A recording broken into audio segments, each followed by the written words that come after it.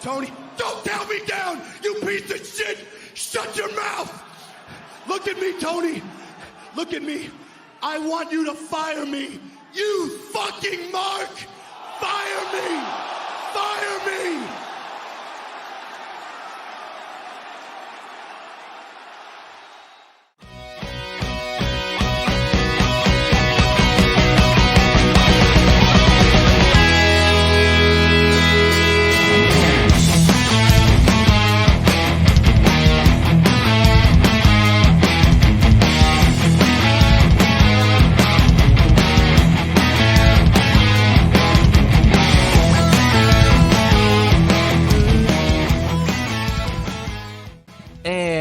Make sure I'm recording. All right. And welcome to the Wrestling Wrap-Up presented by the Anything But Credible Network, What's Your Bliss podcast, and the Offended podcast. It's your boys, Tricky and Thomas. Thomas, how you feeling? I am feeling pumped after a great week of AEW. I mean, it was incredible. Before we get this going, gentlemen's virtual handshake. Fuck the Avs. Fair. Yeah. I mean, I called it Blues. I mean, they got my hopes up once again. Seen this movie too many times, but I didn't realize this is the first time in 10 years that the Colorado Avalanche have gotten past the second round. I didn't realize that. Yeah. It's been a brutal stretch. Yes. I was watching this, like graphic that was coming up, and it said something. So it started at like 2008 or something like that, because I think it was like whatever 14 years, but it was like playoff series wins, and it's like the Avs are like right up there with 2, like starting in 2008, and that's all they get, and it just never, and then they fall off the map entirely. oh no. Well, a little fun fact for you. Last time the Colorado Avalanche, I guess that was the Western Conference Finals. I was going to say last time the Colorado Avalanche beat the Blues in the second round, but it was the conference finals when they won the Stanley Cup that year. Yeah. I only know because I've been haunted by that as a little kid, because my family I'm very superstitious when it comes to hockey. My family is superstitious also, which I guess that's where I get it from, or it's just a hockey thing.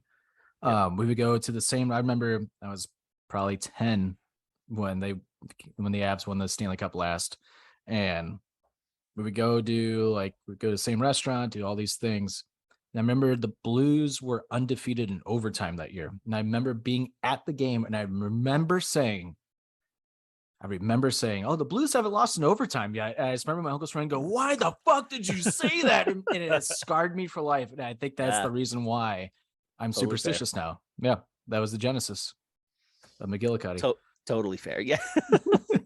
Oh, hey, a McGillicuddy sighting this week as well. I don't know if you saw that. I did. He was one of the agents, I guess, that ran out to break up a fight, and Arya Daivari was out there too. Yeah, I did not notice Arya Daivari at first. I noticed Sean because he sticks out, but and I saw Joe because I was like, oh my god, he's literally taller than everybody. Who's that? And I was like, oh, it's friggin' Joe Hennig.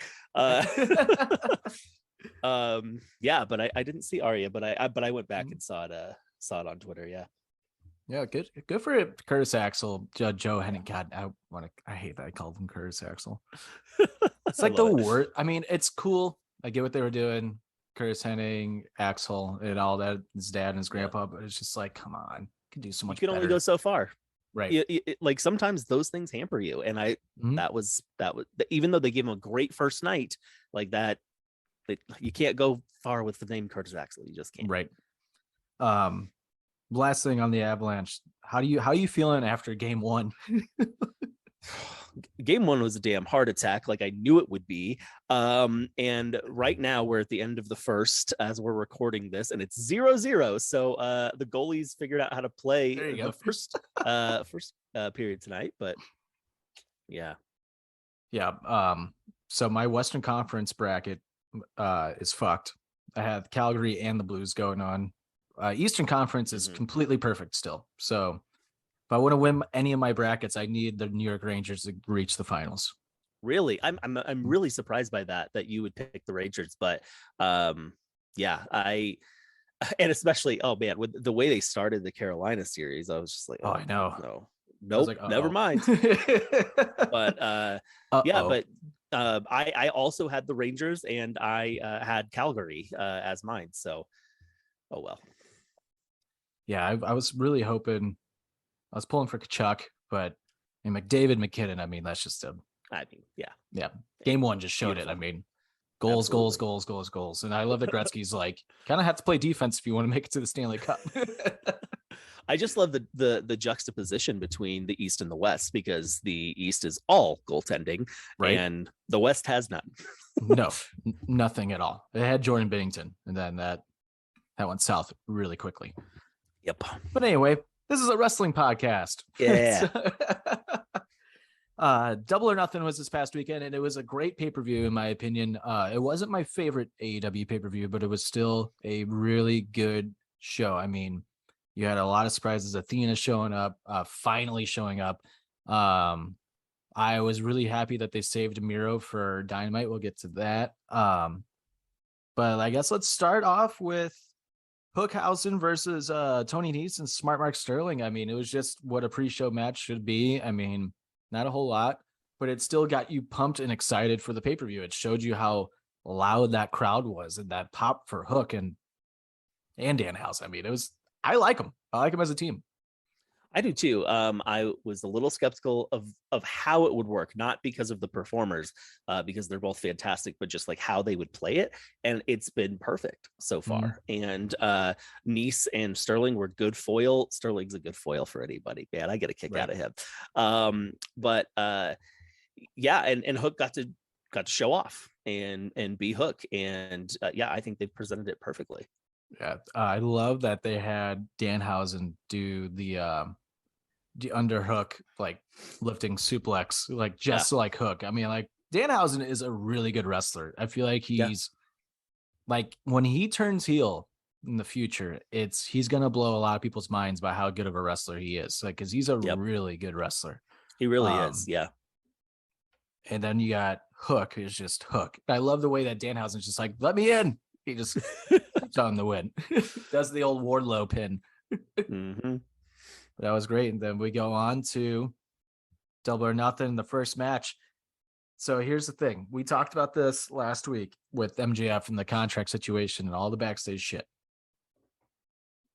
When this match was first, I just remember saying out loud, like, uh-oh, this is real. Like now I'm fully convinced it's real. Yeah. And from what I have read is that MJF did not show up for the meet and greet the day before. And then he did not show up until literally almost like the start of the show, and was not even in gorilla position by the time his music was going off. That he was basically like rushing to get out there and everything. Which I'm glad he showed up. But Wardlow squashes him, and I'm like, oh fuck, this is real. He's getting squashed. Wardlow's now a member of All Elite Wrestling, which we all knew was going to happen. Right. It's what happened on Wednesday night, though. Holy shit! Yeah. Let's hear. What do you have to say about MJF's promo from Wednesday night? Yeah, I mean, I think they had not really mentioned him after Sunday for like a good day. And then all of a sudden they promoted that he was going to be there and speaking. And I said, well, okay. At that moment, I said, they've worked something out because he's going to be on the show. So they've worked it out to a point that he's going to, be professional, go out and say something, go on a leave of absence. I don't know, like, hey, I'm hurt from Wardlow, blah, blah, blah. Something like that. That's kind of what I was thinking while they get everything else worked out. And then he came out and he gave the old my name's Joe, not Roman Reigns speech start. And he obviously, like, everything he said was correct. Everything he said. He talked about people coming in and getting paid more than him. That's true. He talked about being the second leading ratings leader. That's true. And yeah, that he has earned his spot, and he is a pillar and that he's, should be there. And if he is not getting compensated like he should be, then fire me and release me, release my paid, basically. But it's, he killed it, man. Yeah, he did. Just fucking killed it. Yeah, he did. When you text me, he's going Pillman. I was like, yes, he fucking is. Yes, you called it. You totally called it. You said that last week on the show. You said he's going to go either full-blown Pillman or like he's done. And he did. He went full-blown Pillman. And I'm all for this. Like, this is the most real. Like, I was like, oh my God, he just had his pipe bomb moment. But then after you text me, he's going Pillman. I'm like, fuck, this is bigger than the pipe bomb. He is going full-blown Pillman. And I mean, just holy shit. I mean, you fucking Mark. I mean, when he said that, I was like, holy shit, let's go. Like, this is so great. This is so great. Yeah. This is exactly what AEW needs. AEW was must-see television. They just became can't-miss television now, in my opinion. Exactly. Absolutely. They just hit a home run. Like, you may have just launched MJF into superstardom in terms of like Stone Cold Steve Austin. Like, exactly what I was thinking. Yep. But it's now my question is, Tony Khan isn't the greatest at being in front of a camera or on a mic. I don't think you're going to see him on the show. I think you're actually probably like, does this launch him back? Does Punk start sticking up for Tony Khan? Because Punk and Matt Jackson were the two that ran out on stage after MJF left the ring and like went through the crowd and everything. Right. So is this the slow setup maybe for I'm almost thinking like maybe they're going to change it a little bit instead of doing exactly like what Stone Cold did back in the day. Do you have MJF lead a group of wrestlers who are pissed at AEW and you start like a faction warfare, almost a new NWO, and you mix NWO and Stone Cold together, and this is what you're getting. It's like, because that's never really been done before. Yeah. And if anyone could pull it off, it's absolutely the combo of Tony Khan and MJF. Right. To your point, I think because of that, my initial thought was, they're going to use the EVPs as the authority here.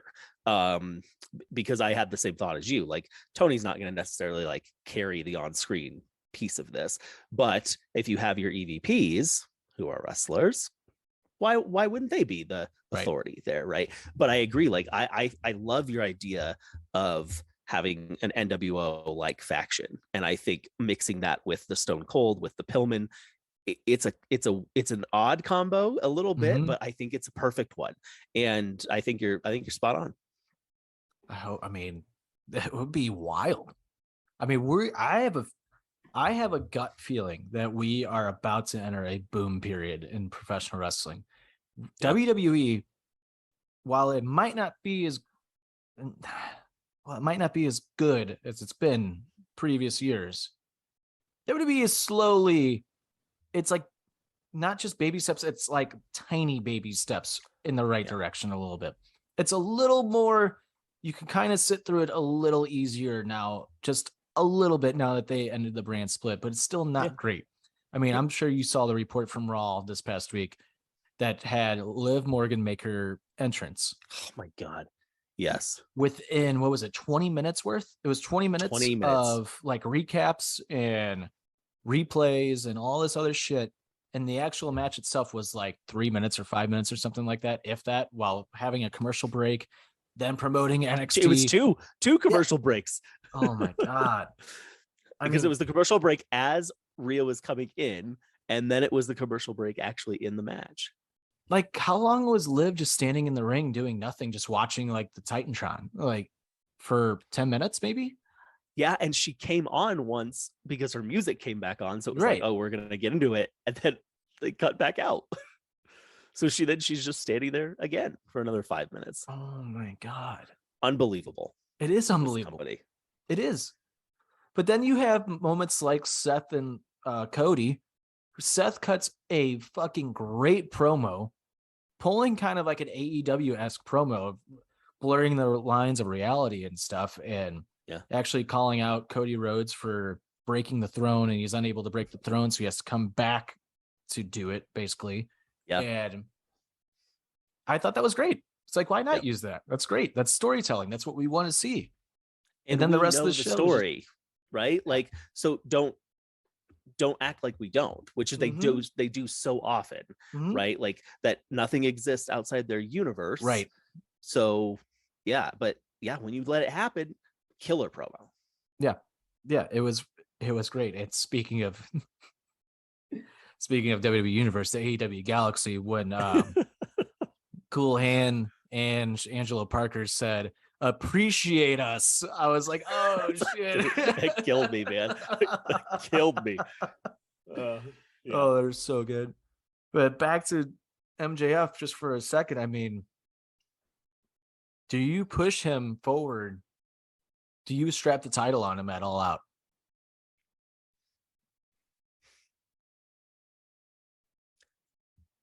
I think, I mean, like I you can't go any longer than Full Gear for sure. Right. But I think you do it All Out. Why not? Mm-hmm. I mean, I would think so. I mean, I can't see Punk being champion. I'd like Punk. Summer ends on Labor Day weekend. Right. And All Out's Labor Day weekend. Why not end it? Summer of Punk's over. Hell yeah. That's a perfect way to do it. I love that. And we get fucking CM Punk and Hiroshi Tanahashi at the Forbidden Door. Yeah. All beautiful. For that. That is beautiful. Yeah. Next at Double or Nothing, we had the Hardys versus the Young Bucks. This is actually kind of like the match I expected out of it, with how old the Hardy Boys are and everything now. And so I was listening to Talk is Jericho. Jeff Hardy and the Hardys were on it like a week or two ago. They were talking about how Jeff actually injured his ankle against Bobby the Fish. That's his name from now on, ever since was it Brandon Cutler that started calling him that, I think? It has stuck with me ever since now. I can't not stop calling him that.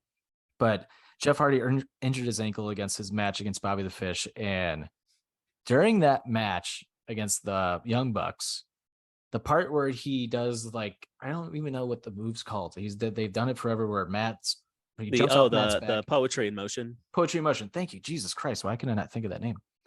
When he gets super kicked by Nick doing that, his ankle clips the ropes. And after that, you see him, I mean, like unbuttoning like his boot and like being like, he was favoring that ankle for the rest of the match.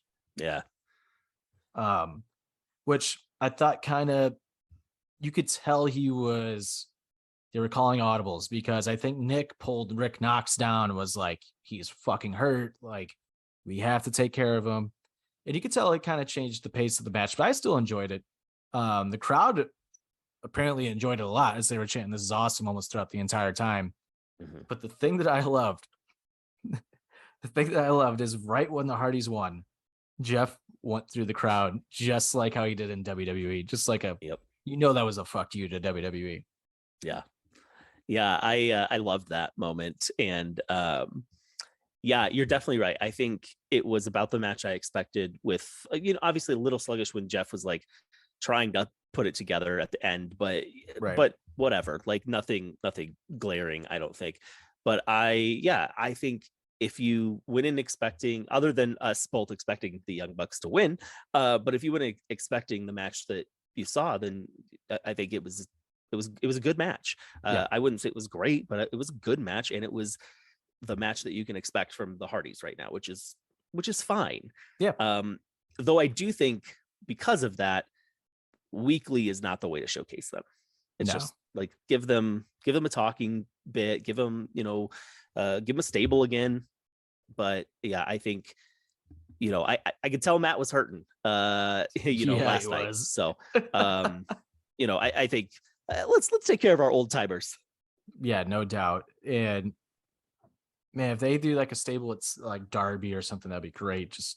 But I mean, what do you do? Do you have Sting go with them, or do you have Sting kind of like fade on out now? I mean, there's only so much you can do with Sting, in my opinion. Oh, that's a good question. I would put Sting in the House of Black. Shit.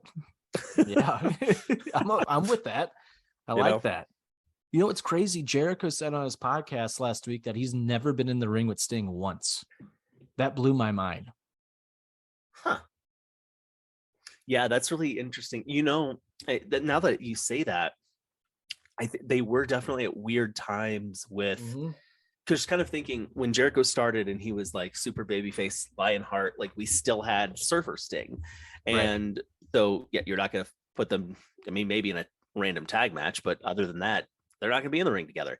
And then obviously like Sting went Crow, which was very focused on the NWO. Yeah, that's wow, that's crazy. It isn't. It's blew my mind that not even in AEW, not even for like a little run-in or like anything, he's never been in the ring with Sting. That blew my mind. Out of control. Well, I'm sure they'll rectify that, but that's wild. That is wild. Next at Double or Nothing, we had Jade Cargill defending the TBS Championship against Anna Jay. So it's a good match. This actually was a really good match. It surprised me. Is Anna Jay slowly going back to her old gimmick? It seems that way. Yeah. Especially after Wednesday, I felt like the way she came out, and then I think so. I mean, to be honest, you don't really. I love the Dark Order, but you don't really need Anna in the group anymore. I mean, kind of let them do their own thing. But I really liked. I thought the match was good, and at Double or Nothing and Dynamite, I thought the baddie section, I think that's what they're calling it, or her baddies. It finally felt right at Double or Nothing and Dynamite. It's like, okay, they're hitting their stride. It makes sense. We're moving forward with it now. And then you had, I want to call him Malcolm Bivens, but I know that's not his name in AEW. Stokely, yes, thank you. When he came out, I'm like, this is fucking perfect. And if I'm not wrong, it seems like Jade Cargill handpicked everybody to be in her group, which I love. And I wonder if that's how they got Kiera Hogan back in AEW, because Jade Cargill's like, I want her in my group. Yeah, I think that's a really excellent point. And got to handpick them. They've really developed, like you said, just kind of over the last few weeks. Like I feel like they really are hitting, like Wednesday especially. I almost said Monday. Wednesday especially was like very clear. Like they were like, okay, they are feeling it. They feel confident, and they're really hitting it now. I love Stoke with them. I don't know if you need both Stokely and Sterling, so I would say just go with Stokely moving forward and just quietly let Mark go on to his other thing with Wardlow, which kind of seems like it happened a little bit. Yeah, if he's gonna keep managing like Tony Nese too and everything, I guess you could throw Wardlow into a quick feud with Tony Nese for that short period of time. I mean, I like Tony Nese, but there's something like he's missing something. He's missing something to his gimmick or his character that is just not there yet. I don't know what it is. It's kind of the same feeling I had with him in WWE. It's like there's still something missing, but he's good, but there's just something not there. I don't know what it is. I don't even mean this the way I think Vince McMahon would mean it, or the way I think it's going to come off, but like, it's because he's Lord Farquaad. Like he's Short Circuit. Yeah. Like he's like that weird condensed, you know what I mean? Like, and like it looks mostly normal, but then you're like, there's something weird about this. And I really think that's what it is. Like, I never think that height is an impediment, like in and of itself, but for some weird reason, I'm like, if you had 2 inches on you, you would be a world champion. Right. Yeah. Wait, what did the Avs just score? I just looked at, they did 2-0. Yeah. God damn it. Get it. Come on, Oilers. What the Steam to win? Only because I picked the Blues to win. All right, but anyway, moving on. We got House of Black versus Death Triangle. And finally,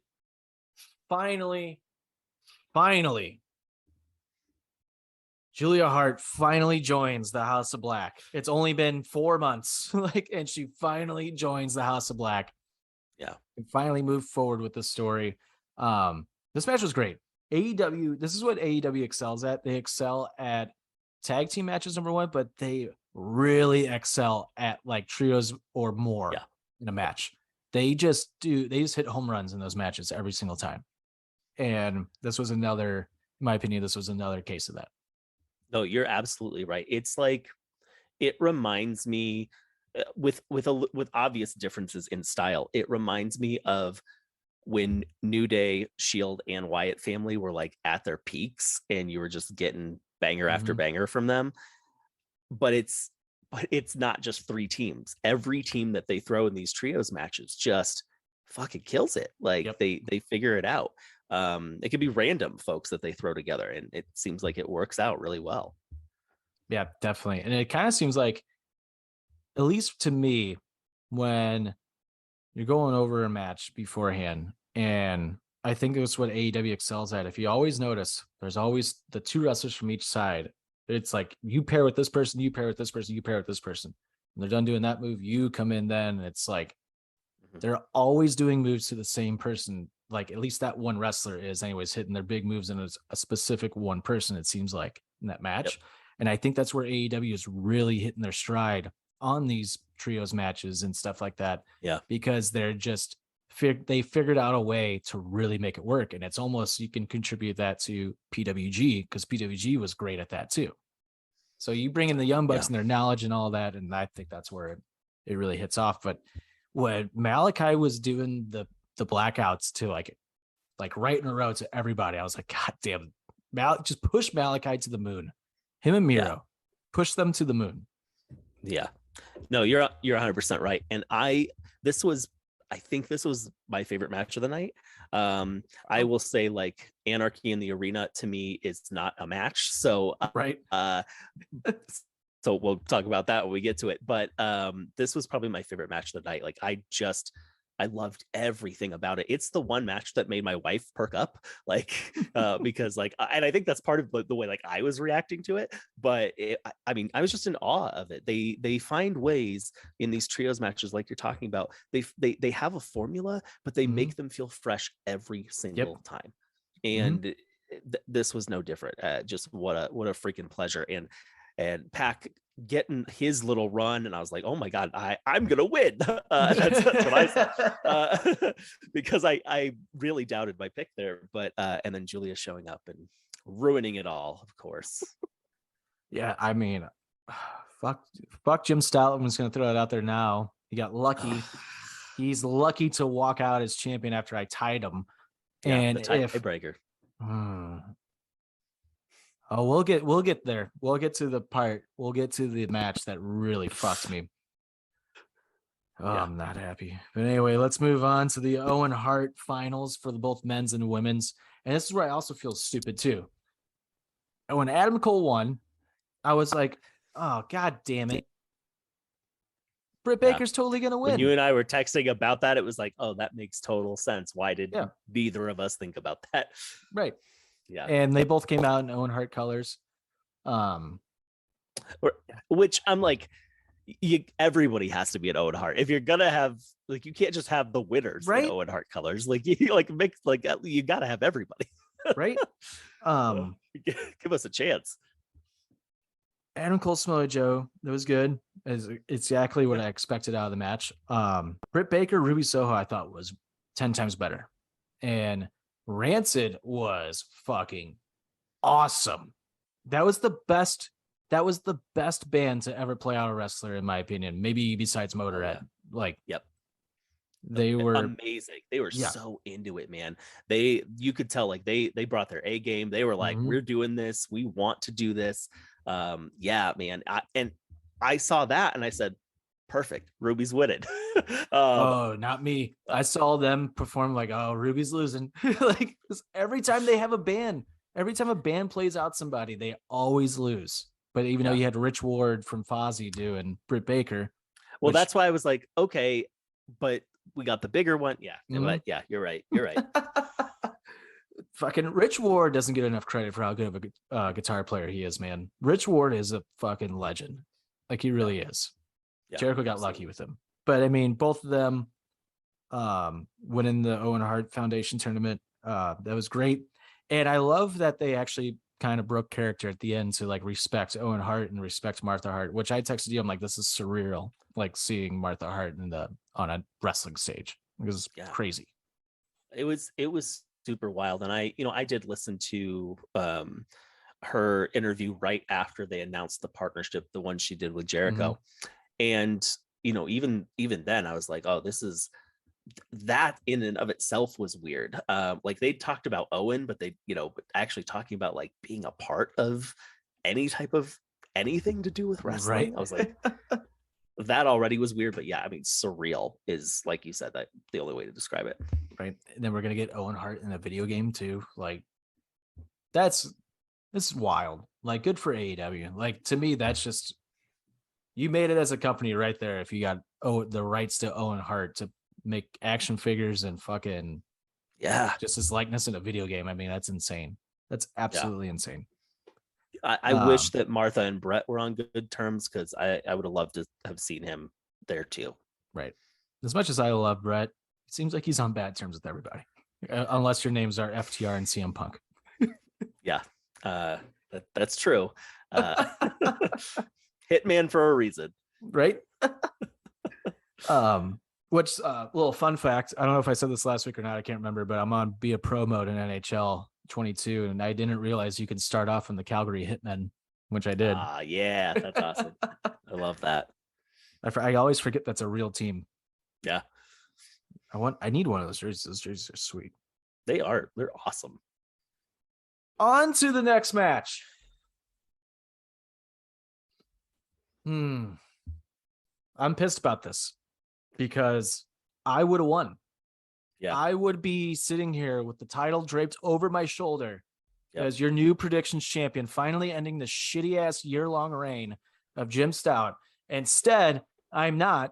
And that's because the 6 mixed person tag match, they said on Rampage that if Scorpio Sky or American Top Team wins, they can never challenge for the TNT Championship ever again. They never said only if Scorpio is the champion. Yeah. Your gripe is fair. It's 1000% fair. I'm mad. I felt the same way because I also made that pick. Like every other pick that I made was wrong. I think I got 4 right. It was a brutal showing. It was a great showing. But I fucking loved Sammy and Ty in this match. Yeah, they were awesome. They played everything to perfection. And Kazarian's like slow burn into like, I'm going to fuck you up was amazing. And yeah, I really, really enjoyed the story they told this match. They did a great job. Paige Van Sant looked great. Yeah. She looked really good.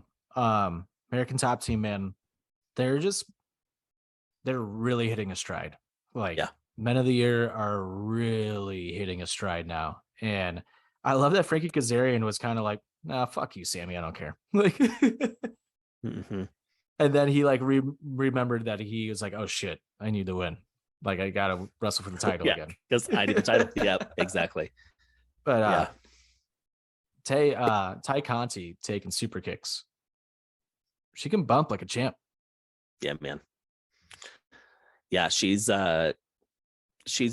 really grown as a wrestler. That's been a really fun thing to see in AEW, and as a character too. But I think she had a strong character before, but this one's obviously like just she's clearly having a lot of fun.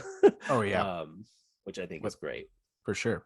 But it was a good match. It got them over, and I will say this again: that Lakers TNT championship was beautiful.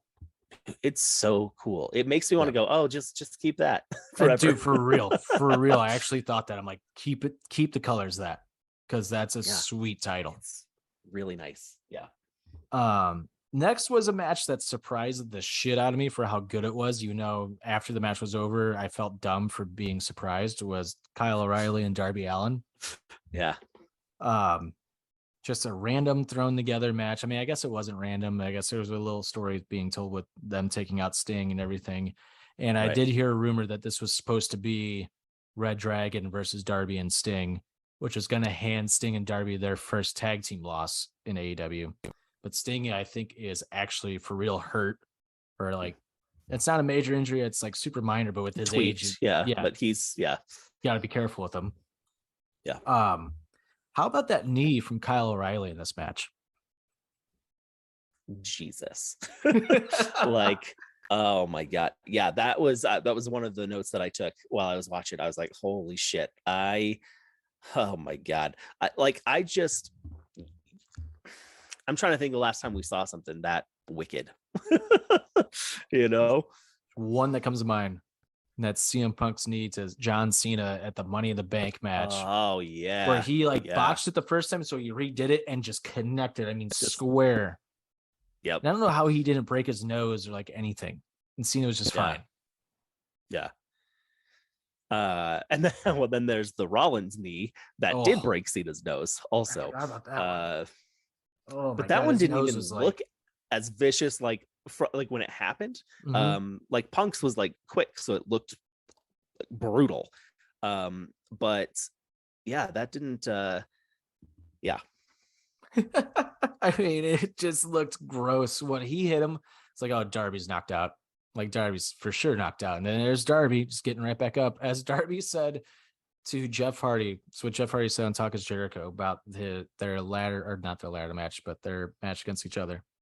Mm-hmm. Jeff was like, I'm gonna be hurting tomorrow. And he's like, sure. He's like, I was fucking hurting after that match against Darby. It's like, I get a text from Darby the next day. It said, hey, how you doing? And Jeff's like, I'm hurting. How are you? He goes, I feel great, man. I'm just living. I loved every second of it. I feel so great. And Jeff's like, oh, to be fucking young again. Like, yeah, man. Just felt that youth slip away right there. Right?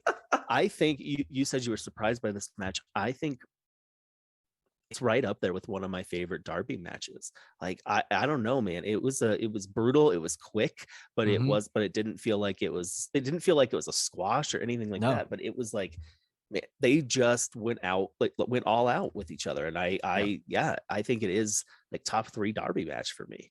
Oh, it was great. It was a great match. Just them literally just beating the shit out of each other. And I feel like you get that every time in a Darby and a Kyle O'Reilly match. I mean, it's just top notch. Next match. Surprisingly, I was the only person to pick Thunder Rosa to retain the title, which almost won me the predictions. But Thunder Rosa retaining the championship against Serena Deeb in a great match, great technical match. And then on Dynamite, it was kind of reported that she wasn't feeling well, but now she's come out to kind of say like she's upset with her time like on the air and stuff. And it's just kind of like, interesting, man. It's super interesting to me because I feel like the women's division is really starting to heat up and really starting to take off a little bit. And it's kind of like, I get where Thunder Rosa is coming from.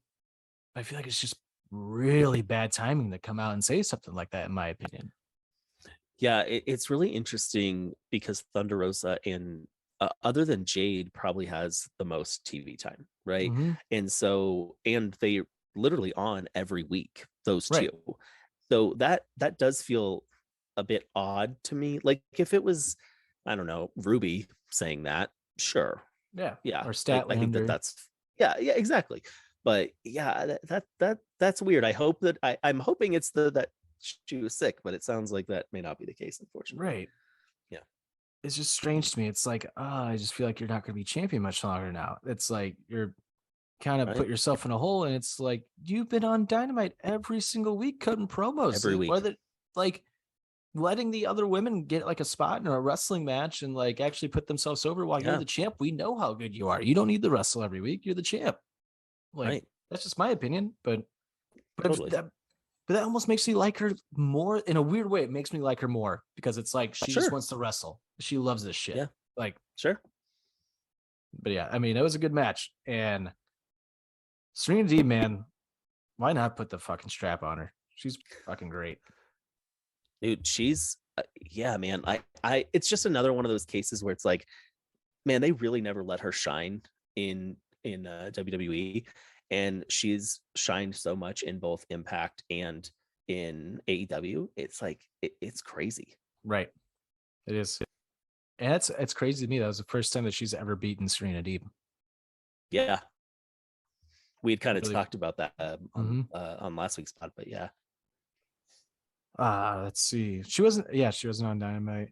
So let's go to the Jericho Appreciation Society versus the Blackpool Combat Club, Eddie Kingston and Santana Ortiz, and an Anarchy in the Arena match. And my God, when Justin Roberts said shit's about to hit the fan, I'm like, oh fuck. We are in for it. And sure as shit we were.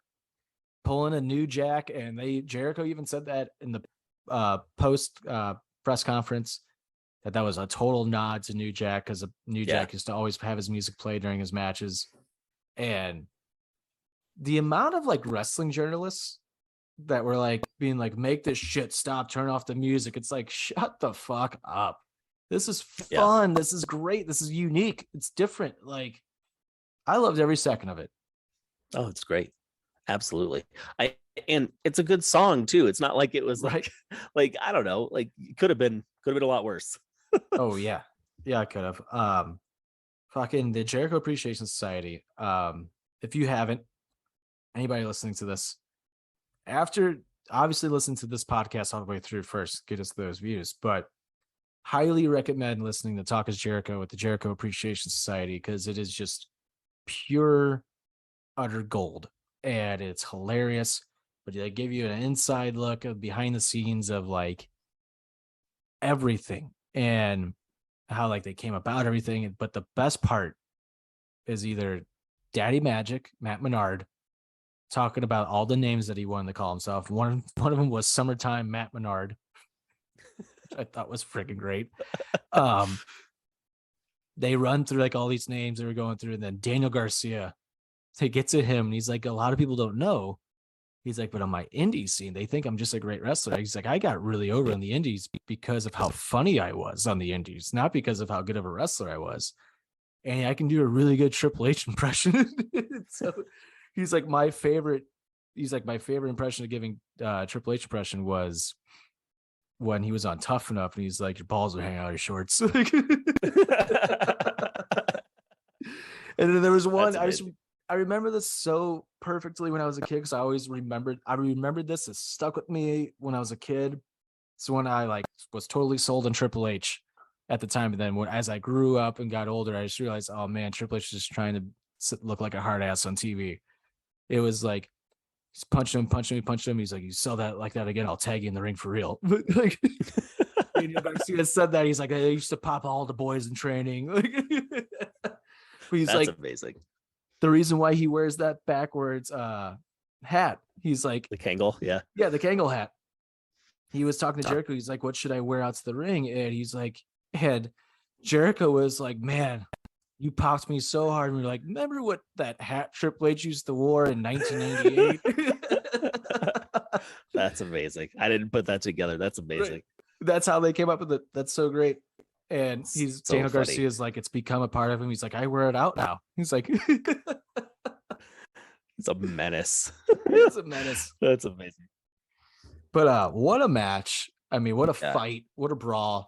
Eddie Kingston looking like a straight up Grand Theft Auto character, the horror character. I mean, dude is just money. Would you put the title on him? See, yes, but then the questions when, right? Because I think he, even like a 1 month reign, right? You don't have to have a long. Eddie Kingston does the Roman Reigns 3 years title. Like, I don't think you need that, but I'd give him a month. But when do you do it? I think the opportunity to do it is between now and All Out, where Punk can get it back before then. But there's also not a lot of time to be able to do that. Right. You kind of like, to me, that's when I said this to you, like, he's like their Foley. He's, to me, Eddie Kingston's their Mick Foley, where Foley didn't have long title reigns at all. No. But they're memorable title reigns just for the crowd reactions and shit. And memorable wins specifically. Like, yeah, absolutely. And I'm almost to the point where maybe if we circle back to MJF for a second, you go create a faction.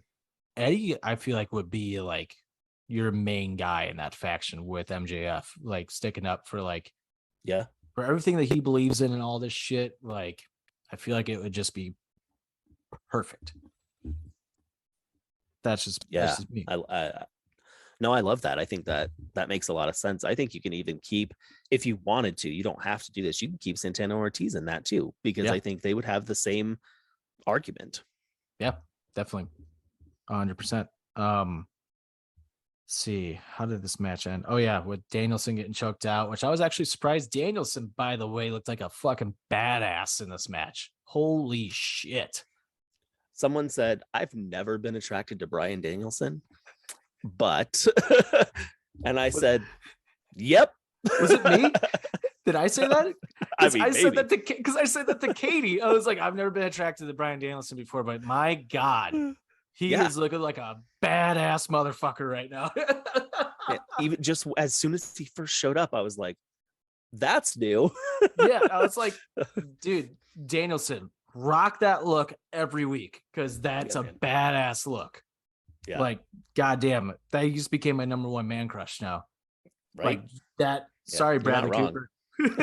You're not wrong. Next, we had the 3-way tag team match for the AEW World Tag Team Championships. In my opinion, this was my favorite match of the night. Jurassic Express surprisingly retaining the tag titles against Team Taz and Swerve in its glory. Wow. I was thinking like Anarchy in the Arena is going to be the match before the main event, because you're going to have a cool down.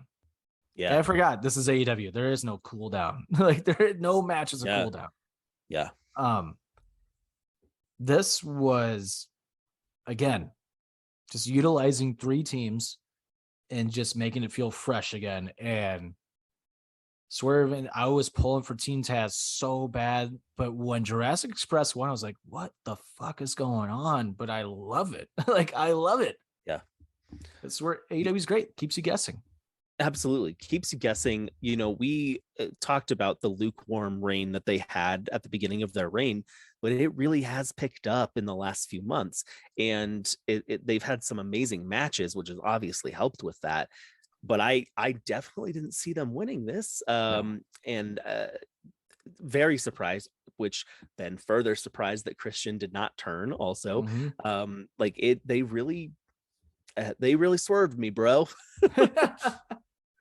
Now, so who do you think is going to take the titles off of Jurassic Express? Because after Dynamite, it kind of seemed like maybe the Bucks are the ones that are going to do it again. Well, we had talked about the Bucks. I think both of us thought maybe they'd have some momentum after beating the Hardys, but we had both talked about the Bucks, you know, being potentially finally jumping back into the title scene. And I think you're right. That feels like the direction that makes the most sense. I could also see them going with Magic Matt and Cool Hand Ange at some point, just to spice that up a little bit. Then maybe that they can turn it over to Stan Ortiz finally and give them their gold finally. Their long overdue titles in AEW. Yes. But then at the end of the match on Dynamite, the amazing fucking 10-man tag match. I mean, just again, just a crazy match. At the end of that match, you had Christian kind of saying like, fuck you to Matt Hardy. It's like, okay, his heel turn's coming. We just don't know when. But then that kind of made me think like, oh, are the Hardys going to be the ones to take the titles off Jurassic Express? Is that kind of planting the seeds a little bit for that? This is what's so great about AEW. There's so many different ways this can go now. Now you plant the seeds for Team Taz to like get it back, because were they the ones that, because they didn't get pinned, Swerve got pinned, right? Yep. So you could have Team Taz coming in and being like, we want our match back. Swerve in your glory possibly could come back because they want it. The Hardys now, because they're pissed at Christian, or the Young Bucks because they're the fucking Young Bucks and they can do whatever the fuck they want. And they just pinned the tag team champions on Dynamite. Right. So many different outlets you can go in this, and that's why AEW's fantastic in my opinion. Yeah, the branching pieces of every story, and that you can go several different directions, and there's a lot of different options, and that they treat obviously rankings and contending, seriously. They can be lax sometimes, but most of the time they're Right. generally pretty on it. Yeah, I mean, I think it just adds to that, and they're really experts at it. How about Ricky Starks landing on his fucking neck again? Yeah, he's yeah. I mean, maybe he'll just turn into Coda, right? Maybe he'll turn I into mean, Ibushi, and then you don't even Jesus. have to worry about it. But oh my god, yeah, When bad. he landed like that again, I was like, are you fucking kidding me? I actually was just like, that's the exact same way you landed in your match against Hangman. The exact same way. Like, god damn it, Ricky. Yeah. I didn't like it. He seemed to be okay. I haven't heard anything yet, but yeah, very, very concerning. Him and Brody King had just horrific looking things. I just just smacking your head right on the friggin' apron. Ugh. Yeah. Oh shit. All right. Jesus Christ. Then finally, main event. CM Punk defeats Hangman Adam Page to become the new AEW World Champion. And when CM Punk won, I yelled like the Blues won the Stanley Cup again. Love it. I was so happy. Yeah. What are your thoughts in this match? First, I just want to say, like, I think we have these both like storyline and then like Twitter's folks who are like, oh, Punk comes in, you immediately give him the belt and like blah blah blah. It's like, watch the show, right? He fucking earned it, and he's literally started from the bottom and just worked his way up to being a contender. And Punk looks good, buckshots notwithstanding. He looked good. He looks pretty crisp, and obviously it meant a lot to him. And I thought it was an amazing moment. I thought it was a really, really solid match. Not my favorite of either of their matches, but it was a really solid match. It was really fun and really intense, and they told a great story. Yeah, exactly. My thoughts exactly. It wasn't my favorite match by either of them, but I thought the last like 5 to 10 minutes of their match I thought was very good, and it told a great story. Punk should never try the buckshot lariat ever again. He said he won't. So thank God. But on Dynamite, when he went for the springboard clothesline and fucked up, how mad he was. It's just like, oh fuck, here we go. Punk's getting mad. Watch out, everybody. And then Colton fucked up his spot, which made Punk look even dumber. I was like, oh no, like Punk's gonna get pissed. And then I thought it was so great that Punk looks right at the hard cam. Was like, sorry. Yeah. He straight up gymmed from The Office there, right? which was a really nice touch. Yeah, he so the first attempt to jump on the ropes was when he did the kind of backward splash that he does, and it was perfect. And so I was like, oh, he doesn't have the yips, we're good. Like, and then yeah, our springboard fails miserably. Fucking FTR coming out then after the show. I wish that was on the show. Me too. And the shirts that they had, I want one. I want one of those shirts so bad. Yeah. FTR, Punk, and Hitman. Hell yeah. And then what I thought was great on Dynamite is that they're facing the Gun Club, and the Gun Club always wears the Shawn Michaels pants. They always wear the tights. That is WrestleMania 8 Shawn Michaels right there. And I don't know why I never realized that fucking Austin Gunn always wears that exact outfit to the ring every time. He has the glasses, the gloves, and the vest. Yep. Yeah. Wow. I didn't put that together either. That's awesome. It's great. Then we got the Hitman. We got the Hitmen versus the Heartbreakers on Dynamite. But yeah, Dynamite was great. We got the new stage, which I'm really hoping that they keep. I hope it's not just a one-off for the California show, because I really liked that stage setup, and I like that they had the graphics of the arena like at the bottom. I hope that's like a continuous thing. And I hope that they like. Do you remember like when AEW first started, they used to do like the graphics of like they would have like the city colors like in the background with like, the city.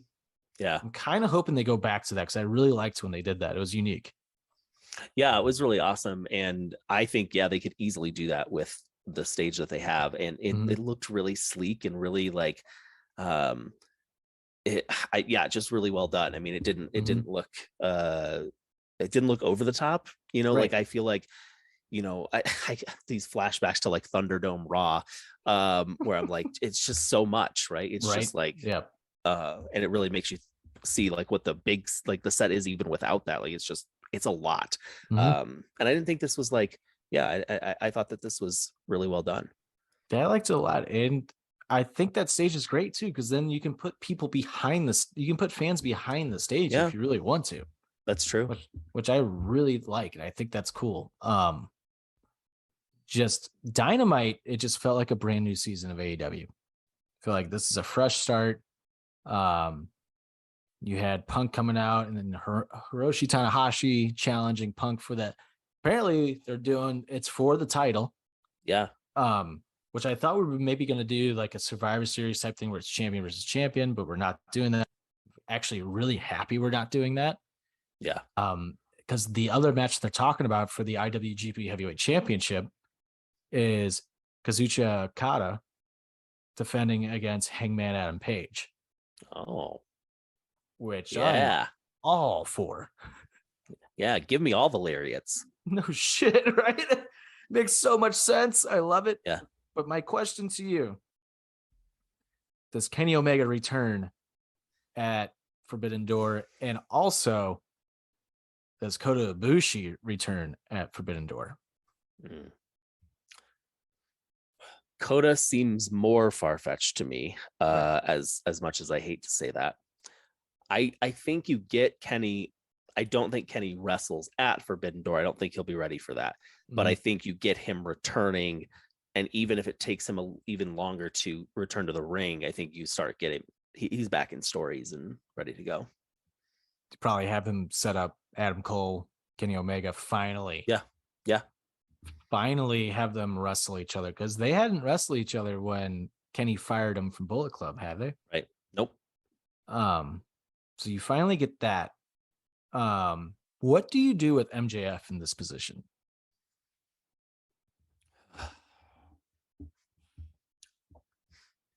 Well, you could do MJF and Coda, because they're both don't want to be so their companies. That would be so good. But yeah, I don't know. I don't know what you do. Make a trade. Particularly. Yeah. Something like that. Yeah, that's really interesting. I don't know. Yeah, I don't know how you get to a place there right now. Yeah, nothing makes sense to me other than if you do the meta with Coda, but yeah. Right. And then obviously we're gonna have FTR versus the IWGP Tag Champs, which I don't even know who they are right now. It's Jeff Cobb and Great O'Connor. Oh, it is them. Yeah, I'm pretty sure. I thought that's what they said. I thought that's what FTR said in the promo. By the way, you were 1,000% correct. His Twitter game right now is hysterical. Living his best life in Vegas. Oh my God. Those tweets were fucking great. It's fantastic, man. If you could book, since we're kind of towards the end of the show here, did I miss anything? Oh my God. Before I ask you this question, let's cover our bases on Dynamite. There's one thing we haven't talked about yet. Could finally take it off your 1, 2, 3 finish. And Thomas, go ahead, take it from here. Miro's back, baby. Oh my God, how great was it to see Miro? I was not expecting Miro. Like when they had the little like the very beginning of like who the hell's Johnny's opponent, and then it just pans to the glorious man chest of Miro, and yeah, so happy. And I had a feeling. Damn, he looks good, man. Both like looks great. good, like he looks fantastic, but like crisp in the ring, ready to go, motivated. He's gonna kill God, which is gonna be look. Listen, I know they've signed a lot of WWE superstars, but if they can get God away from WWE and get him signed to an AEW contract and we get that match, I'm all for it. Let's see. Who's born again Christian and AEW? Anybody? Sting. Oh yeah, Sting. There we go. So I was gonna say he ain't leaving Michaels' side, so that's gonna be a tough one. Yeah. But yeah, I mean Miro looks fucking great in that promo he gets, like all my punks, my bastards, like saying like all these different people from AEW, and it's just like, oh man, he's going to run rampant this year. And I think this is the beginning of Miro. Maybe you put the strap on Miro at All Out. It just goes right back to what we were just talking about. There's so many options and so many ways that you can go. And even if you delay some of that, it's like you always have it in your back pocket. They're masters at it. They really are. They're fantastic. Man, I mean, Dynamite, just a fucking home run show. Just that's how you do a freaking show after a pay-per-view. And then now you get Jericho and Ortiz hair versus hair in St. Louis at Road Rager, which we're getting a Road Rager, I guess. Road Rager. All right. I mean, I'll take it, but Tony Khan, that does not make up for taking Full Gear away from us. Still owe Full Gear. Fuck Tony Khan, you owe me Full Gear and All Out right in a row. Give me both of them. I'll go broke. I don't care. The one time AEW came to Colorado was 2 weeks before lockdown, and I was in Nashville. Oh no. Yeah. Hey, at least you're not. At least you weren't living in Rochester, New York. That has to be the worst. That has to be the worst. Like, what if ever? I know. Like, can't they just do the lockdown just a week later? Just 1 week later. That sucks. Yeah. That's still like just a gut punch every time I think about it. No, absolutely. Absolutely. So we basically covered all the bases here. If you could pick, and if you could book a AEW versus New Japan, if you could make 3 matches, doesn't have to be for any, let's not put in any titles or any stipulations, just 3 matches that you would book for the show, the 3 main matches, what would they be? Besides what we already know? Yeah. I mean, you can even take wrestlers from those matches and put them in matches that you wish you could see. Sure. I do. There is part of me that wished that it was Okada versus Punk. Okada Hangman's going to be amazing. Tanahashi Punk is going to be amazing. Tanahashi Punk makes more sense for sure. But there's part of me that wished we were getting Punk and Okada. I would put. I'm trying to think of who I'd put him with. I want to see. I think I'm saying it right. Takashita, who they've had on for the last couple of weeks. He's amazing, man. I've really taken to him, and I would love to see him against like Pac or Malachi Black. I just think that would be a really fun match. Let's see. Oh boy. I mean, I feel like you got to throw the Young Bucks in there. But I don't know who you put against them at this point. Right. Finley, like, I don't know. That doesn't feel strong enough. Finley and Owens, like, I don't know. I don't know what you do. For me, I would go. You know what? I would go CM Punk and Kenta. Yeah, that's a good one too. Since Punk said he's never fucking wrestling him, he's just fucking with them. Like, I love it. I would go Danielson Okada. Just because, I mean, they would just tear the house down. And for my third match, I would go Kenny Omega, Kota Ibushi. Yeah. If we can get them back for that, absolutely. I'm all in, as they say. Right. Or, I mean, fuck it. Give me Iron Man match, Kenny Omega, Okada again. I don't care. I could watch them wrestle 100 more times. Absolutely. especially just put it to the American audience and actually, so you know, there's so many people out there that still have never seen those matches. And those are the greatest wrestling matches probably of all time. Yep. Yeah, I watched it in my office the next day, or like, yeah. I was able to find the full player of it, and yeah, man, I literally was in my office 7 a.m. just watching that match. That first one. Yeah, poetry. The second one, I remember I was out very late. And I remember probably with somebody. And I remember being like, I have to leave. She's like, why? I'm like, I gotta go. I got something going on. She's like, it's 5 o'clock in the morning. I go, I gotta go.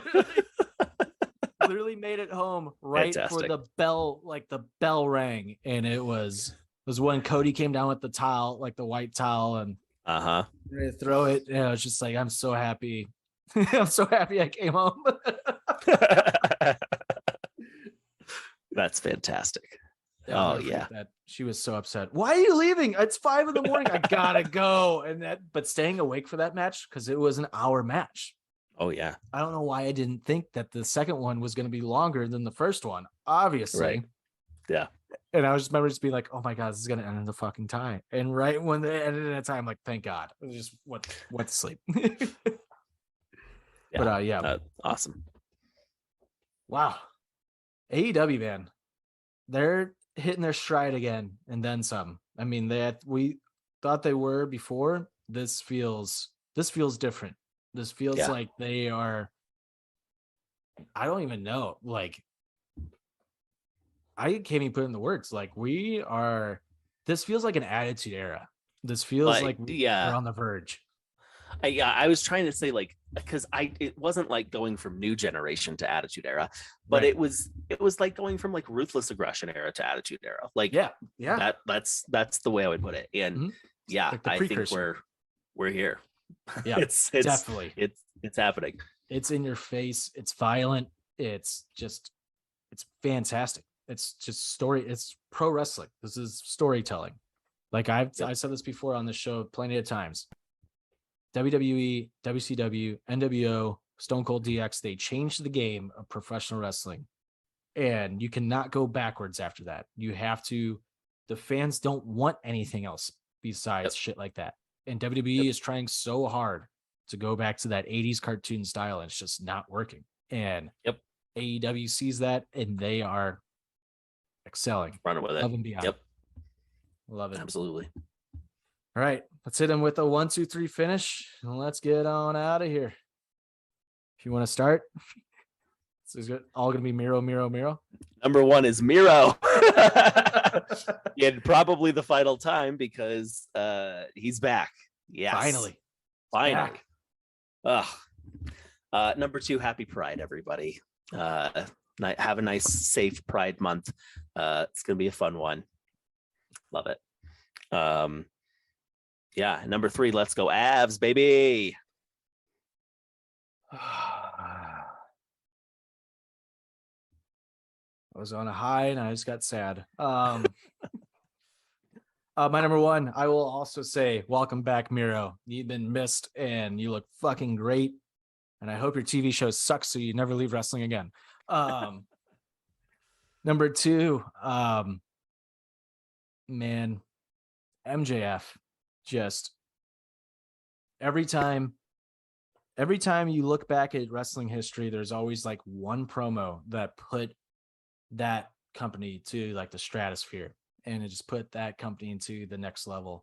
You had Austin with Austin 316. You had Hulk Hogan, becoming heel at the NWO. The other one I think you could say is CM Punk and his pipe bomb. And MJF, this is speaking so many volumes to all of those moments, that this will be a moment that we remember forever. Like, we just saw wrestling history, and that's my number 2. But my number 1, Summer of Punk, CM Punk, world champion once again in 2022. If you would have told me a year ago at this time that CM Punk was going to be AEW champion next year, I would have said you're an idiot. But oh my God, I cannot believe it's happened. Like CM Punk is AEW World Champion. That's great. I mean, honestly, as much as I love Hangman, this is what AEW needs. They need They need somebody like Punk as their champion, while you have MJF cutting that promo. And that just, to me, it's brilliant. It's absolutely brilliant. And it's absolutely what you need for wrestling. And I forgot to mention this, fucking MJF bitching about WWE guys, and the very next match was nothing but ex-WWE guys. That is, Tony Khan is a fucking genius. He's a genius.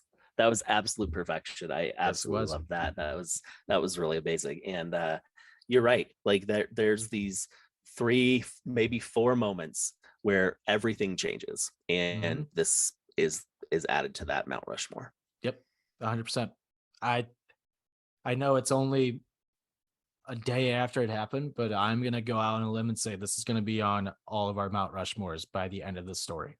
Like, yeah, it's good. And they've earned my trust on that. You know what I mean? Like, they've earned their trust with the way they tell stories. So yeah, 100%.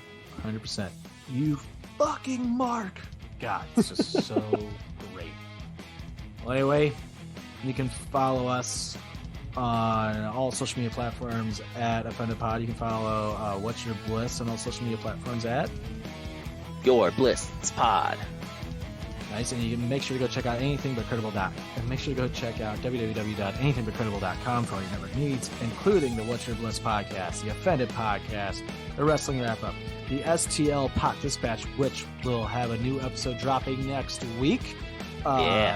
Anything But Credible podcast, Going Off Topic podcast, Movie Emergence, Spacing Out podcast, all at anythingbutcredible.com. Subscribe, follow, give us all a 5-star rating. You can find all those podcasts on Apple Podcasts, Google Podcasts, Spotify, wherever you get your podcasts. Subscribe and follow.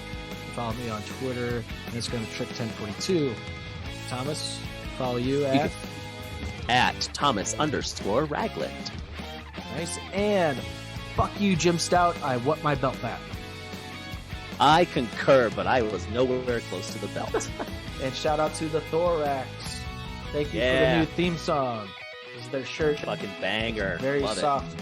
Feels great on my beard. Anyway. What a show. We're in for a hell of a summer of punk, and I just have to imagine, Thomas, I feel like we're going to be rocking out pretty many wrestling wrap-ups in the summer with everything that's going on right now. I think you're 100% right, and we're not even talking about like some of the big things that could happen over in WWE. We could be getting a Cody run. Oh man, it's we're entering a boom, as you said earlier. Yeah, I really do. I really believe that we are. We're right there. Well, anyway, Thomas, thank you as always. And thank you. For Thomas, I'm Tricky. This has been the Wrestling Wrap-Up presented by the Anything But Credible Network, What's Your Bliss podcast, and the Offended podcast. We will see you guys very soon. Peace. Peace.